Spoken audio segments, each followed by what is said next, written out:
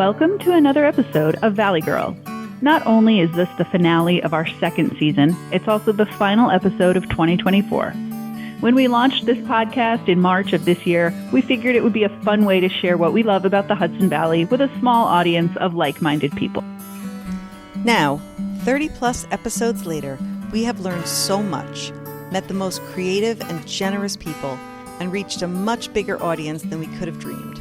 So this episode, packed with stories, poems, readings, and even songs to celebrate the season, is our gift to you. A small token of our enormous gratitude for your support of the Valley Girls so far. We've been fortunate to assemble an all-star cast of Hudson Valley creatives to bring you comfort and joy no matter what or how you celebrate. So grab a mug of tea or cocoa, get comfy in your favorite chair with a cozy blanket, and enjoy this Hudson Valley Holiday Story Hour.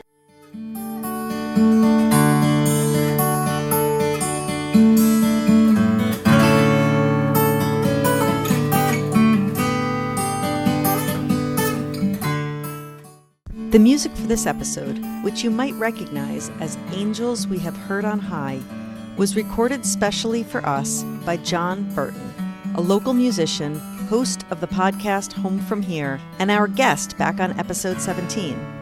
It takes the place of our usual theme music, a composition called Painting a Vast Blue Sky by Robert Burke Warren, who was also our very first guest on our very first episode.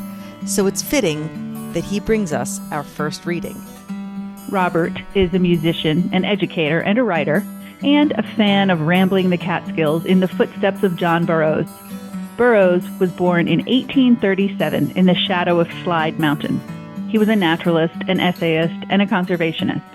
His evocative writing about the Catskills is as beautiful today as it was at the turn of the 20th century. Now, from Burroughs' collection of essays entitled In the Catskills is an excerpt from The Snow Walkers, read for you by Robert Burke Warren. The Snow Walkers by John Burroughs. He who marvels at the beauty of the world in summer will find equal cause for wonder and admiration in winter. It is true, the pomp and the pageantry are swept away, but the essential elements remain. The day and the night, the mountain and the valley, the elemental play and succession and the perpetual presence of the infinite sky. In winter, the stars seem to have rekindled their fires. The moon achieves a fuller triumph, and the heavens wear a look of a more exalted simplicity. Summer is more wooing and seductive, more versatile and human, appeals to the affections and the sentiments, and fosters inquiry and the art impulse. Winter is of a more heroic cast and addresses the intellect. The severe studies and the disciplines come easier in winter. One imposes larger tasks upon himself and is less tolerant of his own weaknesses. The simplicity of winter has a deep moral. The return of nature, after such a career of splendor and prodigality to habits so simple and austere, is not lost either upon the head or the heart. It is the philosopher coming back from the banquet and the wine to a cup of water and a crust of bread. And then this beautiful masquerade of the elements, the novel disguises our nearest friends put on. Here's another rain and another dew, water that will not flow, nor spill, nor receive the taint of an unclean vessel. And if we see truly, the same old beneficence and willingness to serve lurk beneath all. Look up at the miracle of the falling snow. The air a dizzy maze of whirling, eddying flakes, noiselessly transforming the world. The exquisite crystals dropping in ditch and gutter, and disguising in the same suit of spotless livery all objects upon which they fall. How novel and fine the first drifts. The old dilapidated fence is suddenly set off with the most fantastic ruffles, scalloped and fluted after an unheard-of fashion. Looking down a long line of decrepit stone wall, in the trimming of which the wind had fairly run riot, I saw, as for the first time, what a severe yet master artist old winter is. Ah, a severe artist. How stern the woods look, dark and cold, and as rigid against the horizon as iron. All life and action upon the snow have an added emphasis and significance. Every expression is underscored.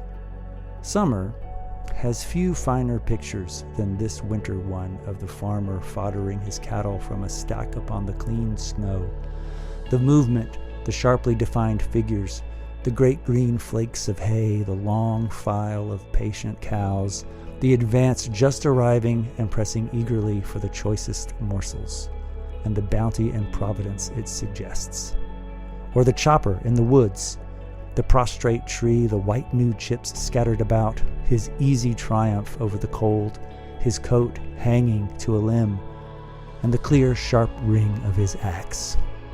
The woods are rigid and tense, keyed up by the frost, and resound like a stringed instrument. Or the road breakers, sallying forth with oxen and sleds in the still white world, the day after the storm, to restore the lost track and demolish the beleaguering drifts. All sounds are sharper in winter. The air transmits better. At night, I hear more distinctly the steady roar of the North Mountain. In summer, it is a sort of complacent purr, as the breezes stroke down its sides. But in winter, always the same low, sullen growl. A severe artist, no longer the canvas and the pigments, but the marble and the chisel. When the nights are calm and the moon full, I go out to gaze upon the wonderful purity of the moonlight and the snow. The air is full of latent fire, and the cold warms me, after a different fashion from that of the kitchen stove. The world lies about me in a trance of snow. The clouds are pearly and iridescent and seem the farthest possible remove from the condition of a storm. The ghosts of clouds, the indwelling beauty freed from all dross. I see the hills, bulging with great drifts, lift themselves up cold and white against the sky, the black lines of fences here and there obliterated by the depth of the snow. Presently, a fox barks away up next the mountain, and I imagine I can almost see him sitting there in his furs upon the illuminated surface and looking down in my direction. As I listen, one answers him from behind the woods in the valley. What a wild sound! Wild and weird, up among the ghostly hills.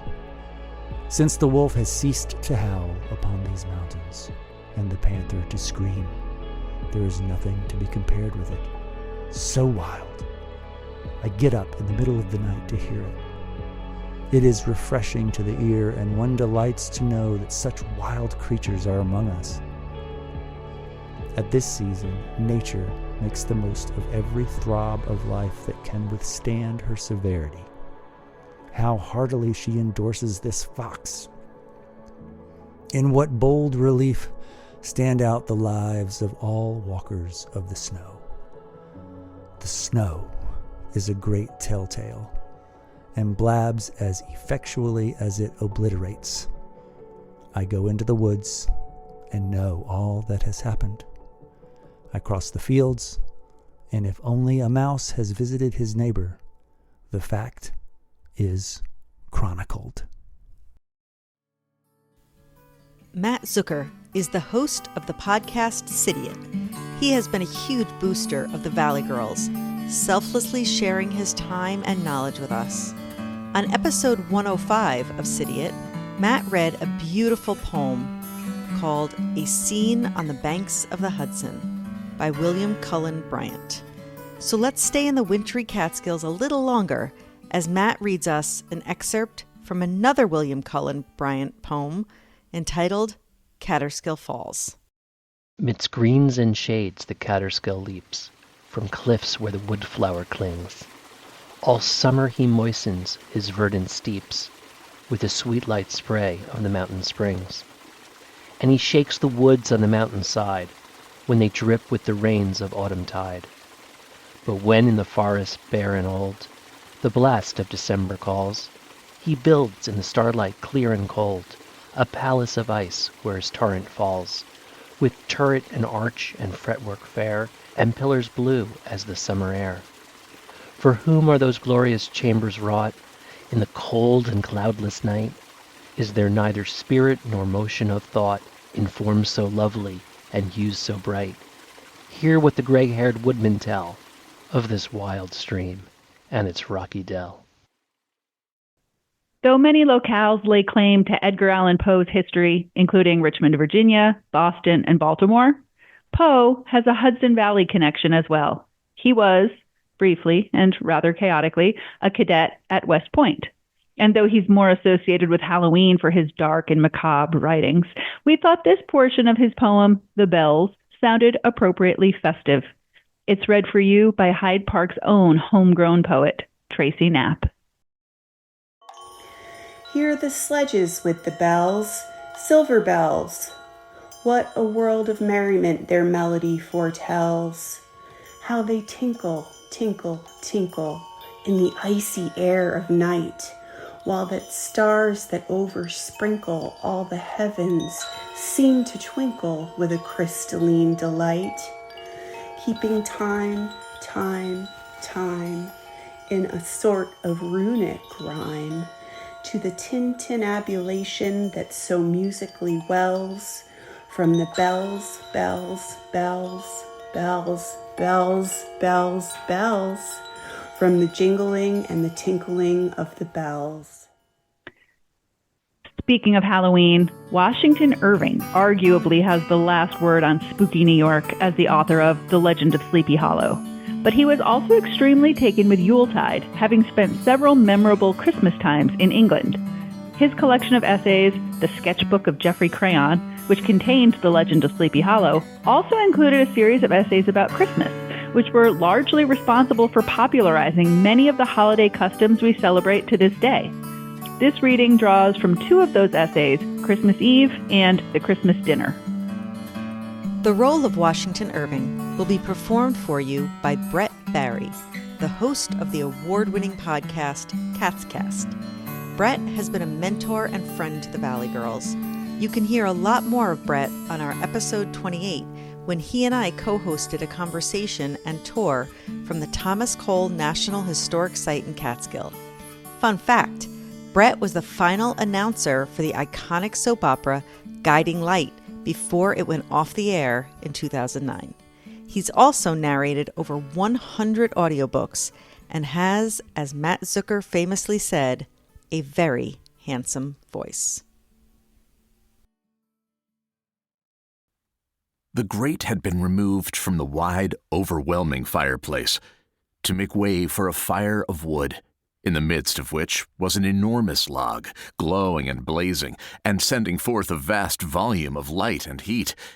This, I understood, was the Yule log, which the squire was particular in having brought in and illumined on a Christmas Eve, according to ancient custom. Supper was announced shortly after our arrival. It was served up in a spacious oaken chamber, the panels of which shone with wax, and around which were several family portraits, decorated with holly and ivy. Beside the accustomed lights, two great wax tapers, called Christmas candles, wreathed with greens, were placed on a highly polished buffet among the family plate. The table was abundantly spread with substantial fare, but the squire made his supper of frumenty, a dish made of wheat cakes boiled in milk with rich spices, being a standing dish in old times for Christmas Eve. I was happy to find my old friend, minced pie, in the retinue of the feast, and finding him to be perfectly orthodox, and that I need not be ashamed of my predilection, I greeted him with all the warmth wherewith we usually greet an old and very genteel acquaintance. When the cloth was removed, the butler brought in a huge silver vessel of rare and curious workmanship, which he placed before the squire. Its appearance was hailed with acclamation. Being the wassail bowl, so renowned in Christmas festivity, the contents had been prepared by the squire himself, for it was a beverage in the skillful mixture of which he particularly prided himself, alleging that it was too abstruse and complex for the comprehension of an ordinary servant. It was a potation, indeed, that might well make the heart of a toper leap within him, being composed of the richest and raciest wines, highly spiced and sweetened, with roasted apples bobbing about the surface. The old gentleman's whole countenance beamed with the serene look of indwelling delight as he stirred this mighty bowl. Having raised it to his lips with a hearty wish of a Merry Christmas to all present, he sent it brimming round the board for everyone to follow his example, according to the primitive style, pronouncing it the ancient fountain of good feeling, where all hearts met together. There was much laughing and rallying as the honest emblem of Christmas joviality circulated, and was kissed rather coyly by the ladies. When it reached Master Simon, he raised it in both hands, and with the air of a boon companion, struck up an old wassail chanson. That was certainly festive. Wassail, if you've only heard of it in Christmas carols, is a traditional warm, spiced holiday drink made with cider or ale. We're partial to mulled wine, which is also warm and aromatic, but made with red wine as its base. If that sounds good to you, head to the episode page on valleygirlspodcast.com for our easy mulled wine recipe using a New York State red blend recommended to us by Paul Brady Wine in Beacon.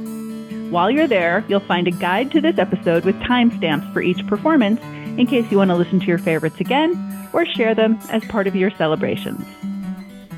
Maybe the nicest thing about this time of year is that we finally feel like we can slow down and appreciate the little things, like a warm mug of mulled wine or looking out the window hoping for snow. Even a first lady, diplomat, and entrepreneur like Eleanor Roosevelt found herself home for the holidays. We're going to be back this spring with a full episode focused on Eleanor with researcher, writer, and historian Holley Snaith. For close to 3 decades, Eleanor Roosevelt published a column called My Day, 6 days a week, that ran in more than 60 newspapers around the country. Now, Holley reads us a reflective excerpt from Eleanor's column of December 30th, 1957, written at Valkill in Hyde Park.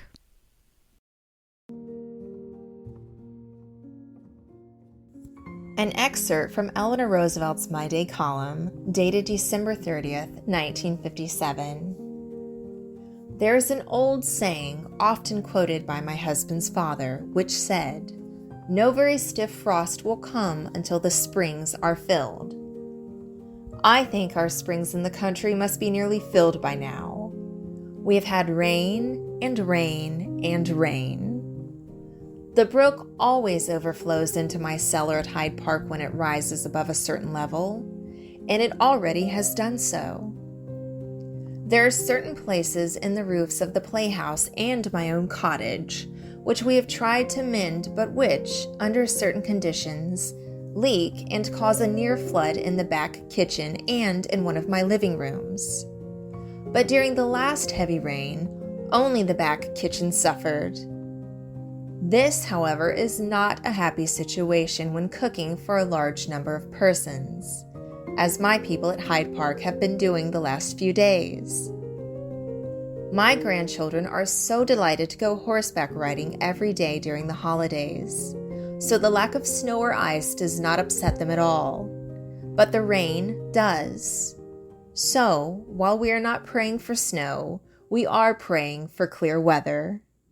Now we come to another formidable female figure from history, but one with much less name recognition than Eleanor Roosevelt. Here to tell us the story of Judith, the Hanukkah heroine, is Rabbi Sivan Rotholz of Central Synagogue in Manhattan, and Honorary Rebbitzin of Congregation Emmanuel of the Hudson Valley. By the way, this story is a bit of a wild ride and may not be for the littlest listeners, if you have little ones listening along with you. But the theme of the story of Judith is one of Jewish faith and courage overcoming a larger force, and how Judith, with that faith and courage, changed the course of history. Shalom. I am Rabbi Sivan Rotholz from Central Synagogue in Manhattan, Honorary Rebbitzin of Congregation Emmanuel of the Hudson Valley, and I would like to tell you the story of Judith, the Hanukkah heroine. Judith was a wise widow who lived in the town of Bethulia, and the enemy army, led by the enemy commander, Holofernes, was fast approaching the city of Jerusalem, and Bethulia was the last stronghold standing between the army and the destruction of Jerusalem and the temple. The town of Bethulia was under siege, and they had their water supply cut off by the enemy army. And the leaders of the town gave God an ultimatum and said that they were going to give God 5 days to rescue them. Otherwise, they were going to hand over the town of Bethulia, thereby handing over the gateway to Jerusalem. Enter Judith, who steps in and tells the leaders of the town that God is not one to take ultimatums and that they need to pray for God to intervene.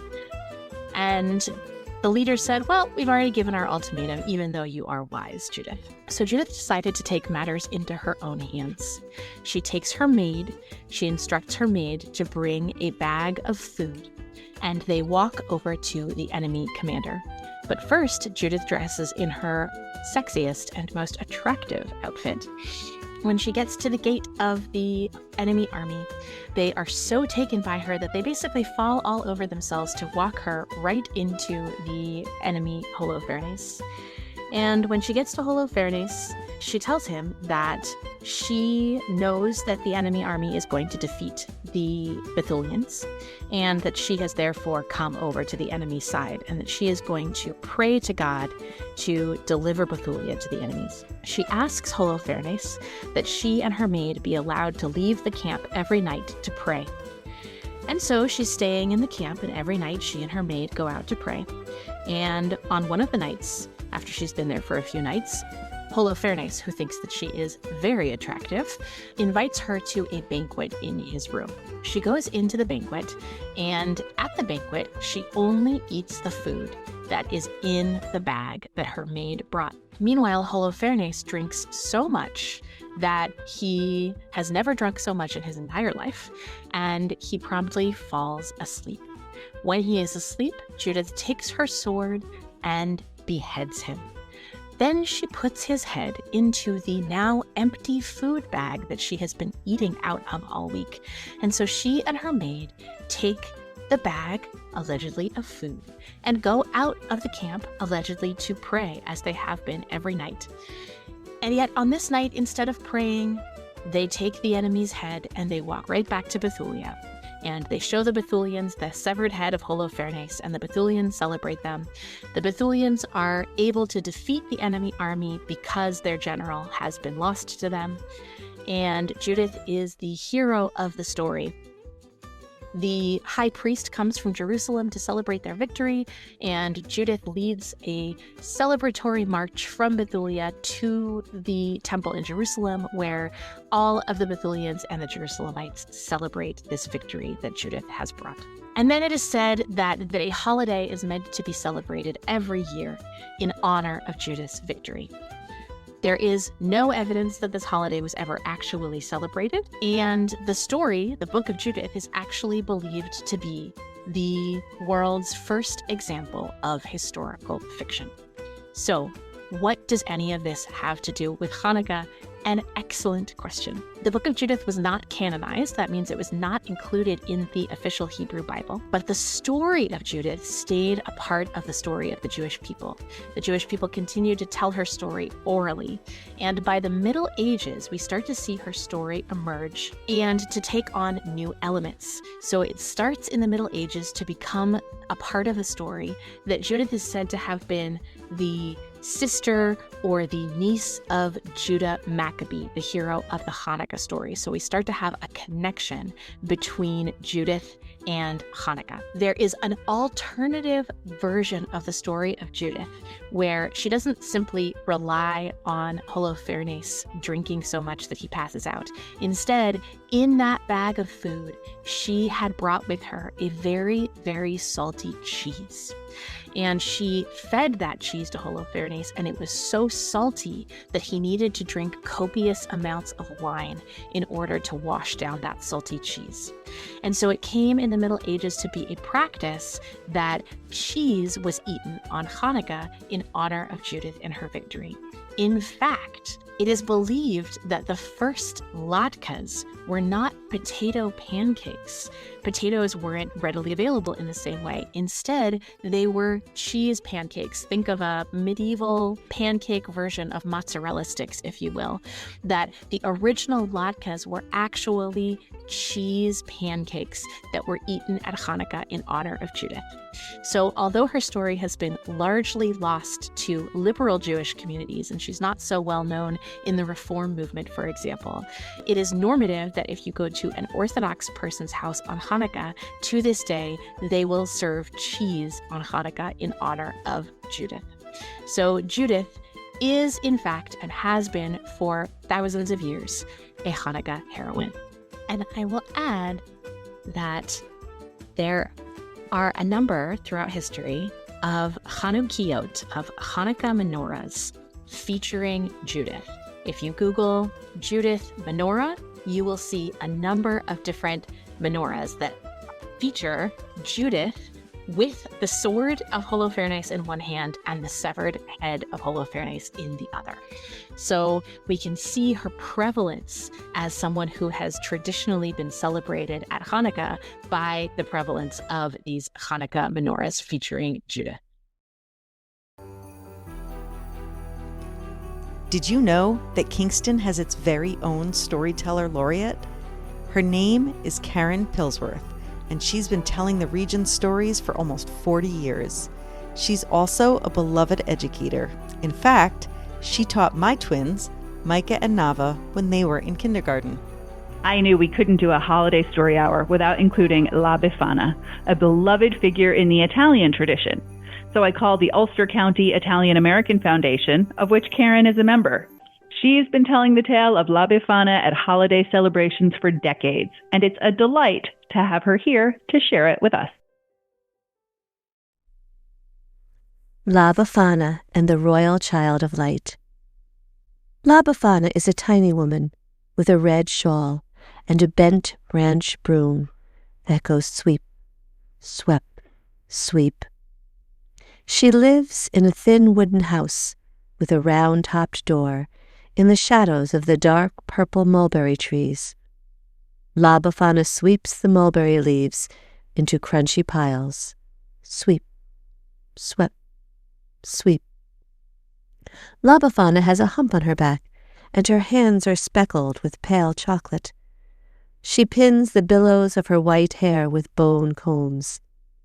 Befana's kitchen shelves are libraries of jars and tins, honey, almonds, hazelnuts, and the skins of lemons and tangerines, cloves, vanilla beans, and cinnamon, hills of sugar and silky flowers, with chipped china teacups for scoops.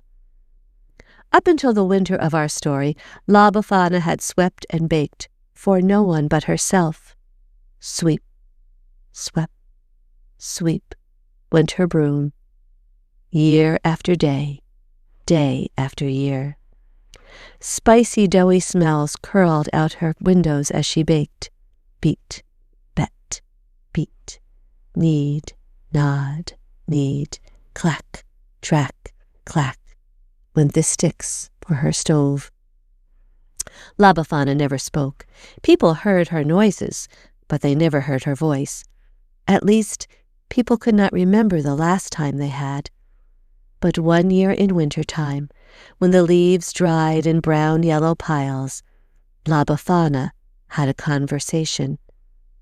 Everyone heard her, and then La Befana's story changed forever. One fine morning, a strange parade marched down the Mulberry Street. Everyone watched, shouting and crowding at the edges of the procession. La Befana stayed inside, but she parted her curtains and stared. She saw enormous clomping brown beasts with knobbed knees and bumps on their back. Cases carved with suns and crescents thumped on the sides of the brown giants with each mincing step they took. Jewel-colored flags, old man in red turban in the front, a younger, head in a pillow of purple at the middle, and a third, robes green as orange tree leaves, at the rear. A boy jigging to the song of a stringed box, another shaking a belled stick with red ribbons. Befana's breath frosted the window. She rubbed it clean with her fingers. At that moment, everyone saw it.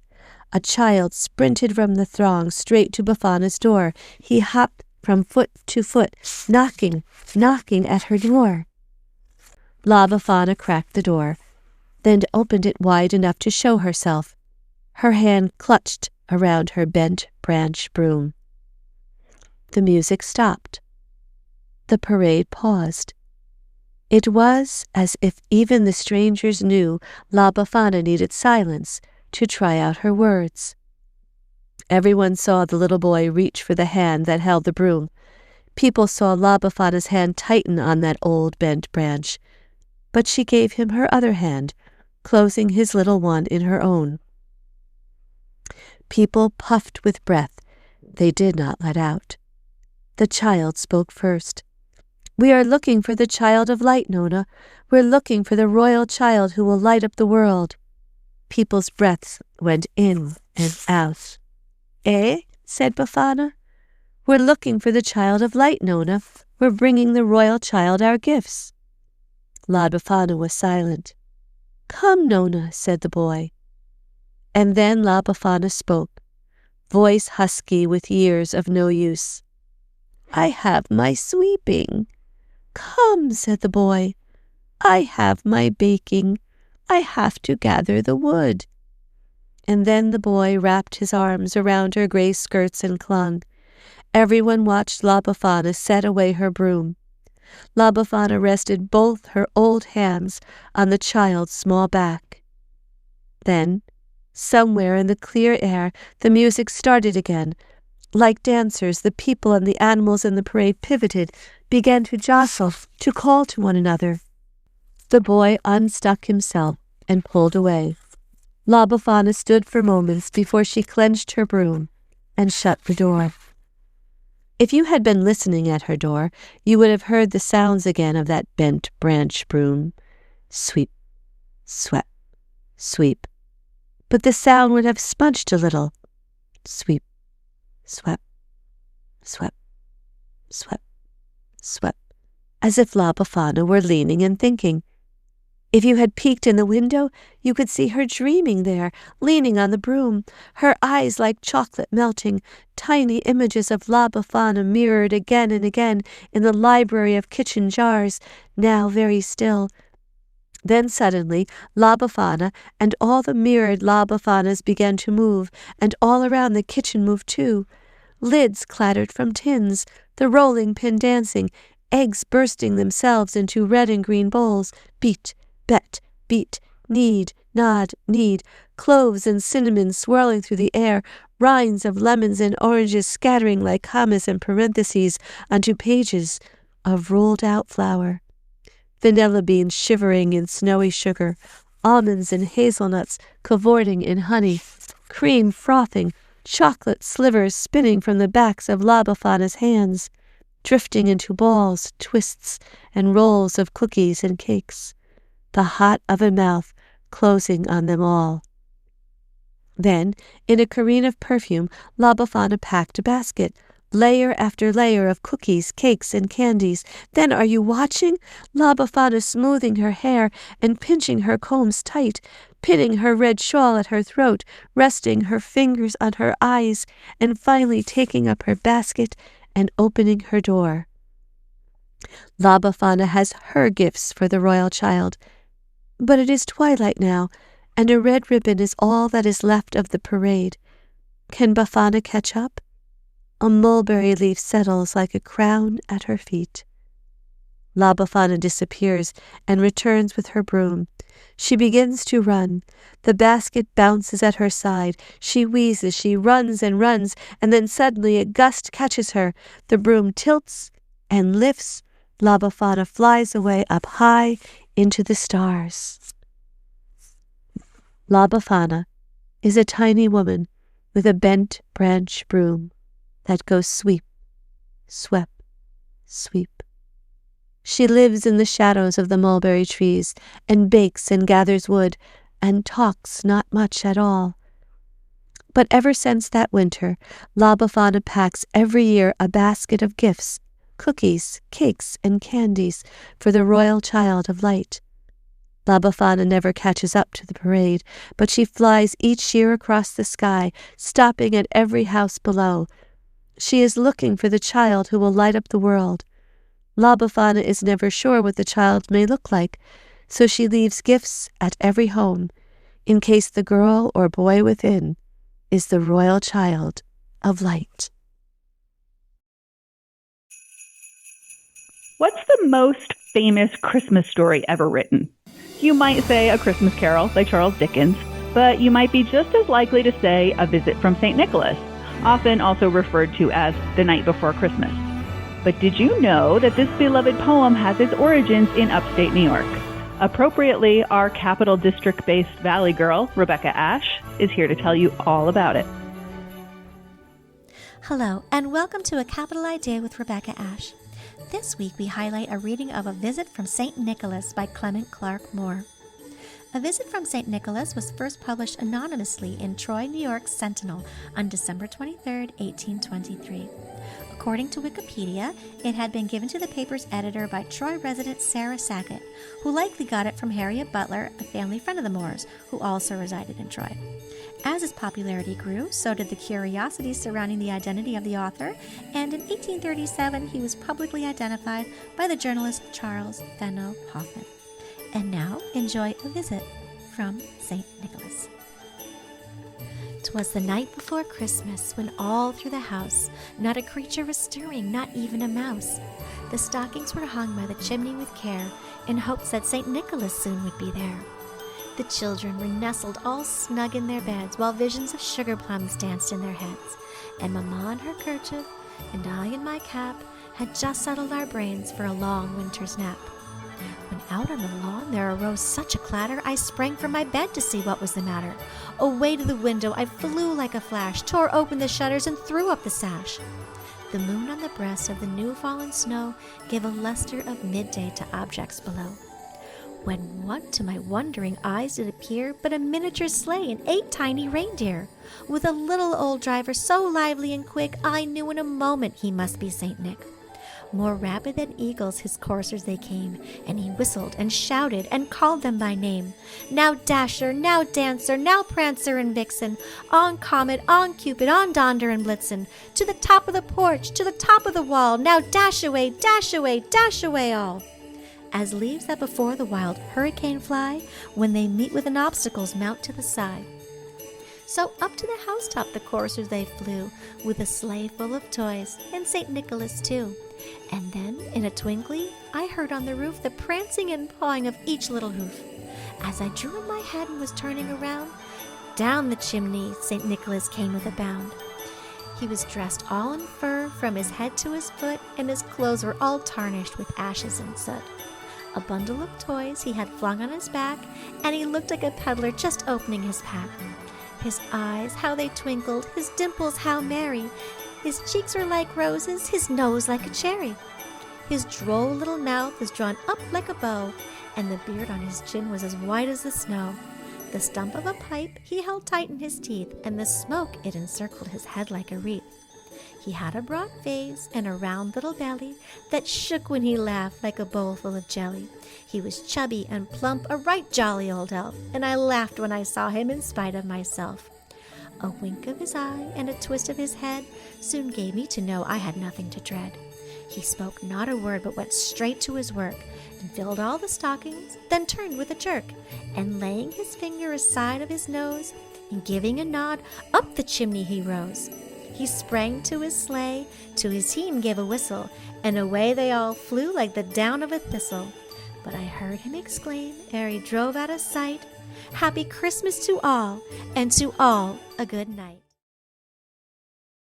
My mom grew up in Port Ewan, and the Ashokan Reservoir has always been one of her favorite places on earth. So a couple years ago, when I was browsing the section of books by local authors at Rough Draft in Kingston, I had to snap up Reservoir Year, A Walker's Book of Days by Nina Shengold as a gift for my mother. She loved it, by the way. Our first reading was from John Burroughs, so perhaps it's fitting that this is our last reading. In the book, Nina chronicles her reflections as she walks around the reservoir every day for a year straight in view of the same mountains that so captivated Burroughs himself, but infuses much of herself into her contemporary observations. It's a real treat to have the author herself read us a wintry passage that might get you thinking about how you want to spend the next year of your life. Day 100, December 23rd, 11:50 a.m. Doing anything 100 times in a row is cause for celebration. I'm astonished that I haven't missed a day yet. I'm not a person who sticks to things, but somehow I have. What's the glue? Maybe it's the restlessness of this landscape, its constant changes. I set out to take the same walk every day, but I don't. I take a different walk in the same place, and the more I go back there, the more I see. Today, High Point is sporting a scarf of white clouds like Mount Fuji. The water's glassine. One white duck swimming along the far shore. The scree of an eagle, unseen. Come closer, it beckons. You're just getting started. Story Hour is almost over, as is 2024. But the Valley Girls, like Nina, are just getting started. We'll be back in January with many more conversations celebrating the richness and beauty of the Hudson Valley. No matter what 2025 holds for you, we hope you'll spend some of it with us. In the meantime, you might want to start thinking about how you plan to ring in the new year. You heard from Lara Hope on our episode about the O Positive Festival, of which she's the music co-director. She's also an award-winning musician in her own right, leading Lara Hope and the Arctones, and performing as half of the Gold Hope duo. And right now, she's got a very important question for you.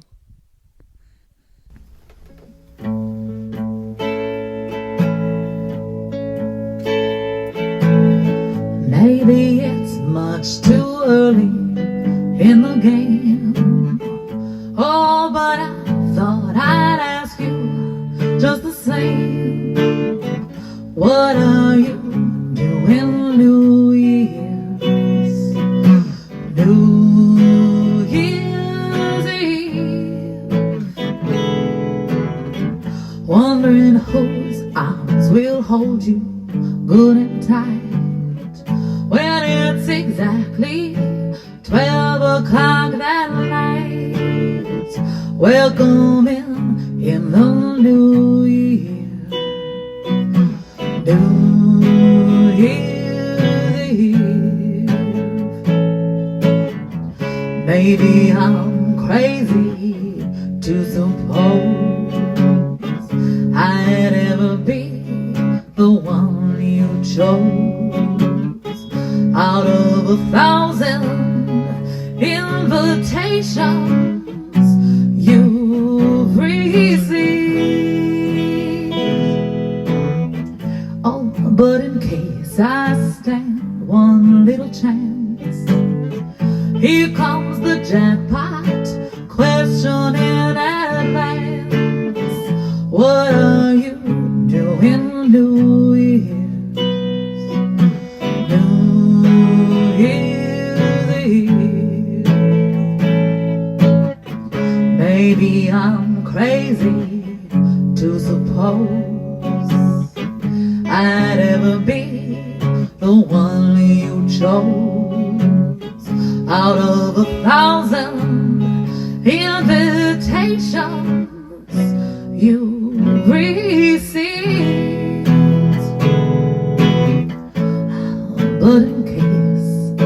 I stand one little chance. Here comes the jackpot, question in advance. What are you doing, New Year's? New Year's Eve. What are you doing, New Year's? New Year's Eve.